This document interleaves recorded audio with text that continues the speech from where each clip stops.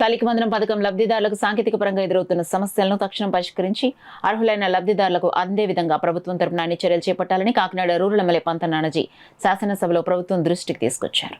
అందులో భాగంగా రాష్ట్ర శాసనసభలో వర్షాకాలం సమావేశాల్లో కాకినాడ రూరల్ ఎమ్మెల్యే పంత నానాజీ సభ దృష్టికి తీసుకొచ్చారు.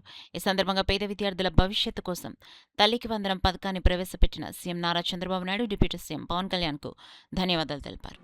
కుటుంబ ప్రభుత్వం అధికారులు వచ్చిన దగ్గర నుంచి కుటుంబంలో ఎంతమంది పిల్లలు ఉంటే అంతమంది చదువుకుంటారో అంతమందికి ఇస్తా ఉన్నాం.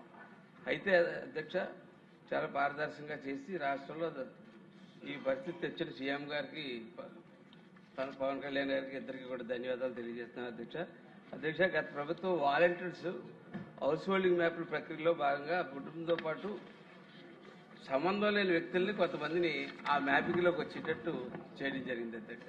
అలా అందులో ఇన్కమ్ ట్యాక్స్ పేయర్స్, ప్రభుత్వ ఉద్యోగాలు చేసేవాళ్ళు, కార్లు ఉన్నవాళ్ళు, అట్లాగా కరెంటు బిల్లు ఎక్కువ ఉన్న వాళ్ళు, ఇలాంటి రకరకాల వ్యక్తులు ఈ మ్యాపింగ్లోకి వెళ్ళిపోయారు అధ్యక్ష.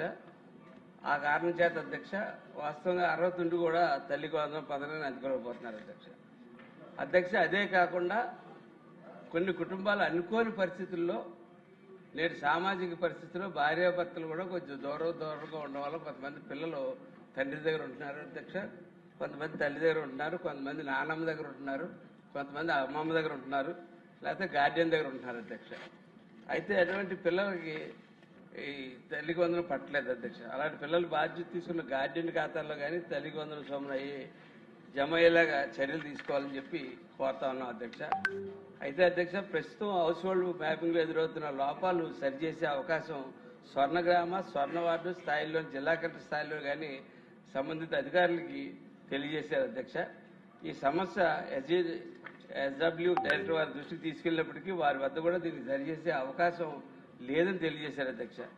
అయితే అధ్యక్ష వాస్తవంగా అర్హత ఉంటే అలాంటి సాంకేతిక సమస్య వల్ల తండ్రికి వందనం అందనటువంటి లబ్ధిదారులకు ఈ పథకం కింద అందేలా చర్యలు తీసుకోవాలని కోరుకుంటున్నాం అధ్యక్ష.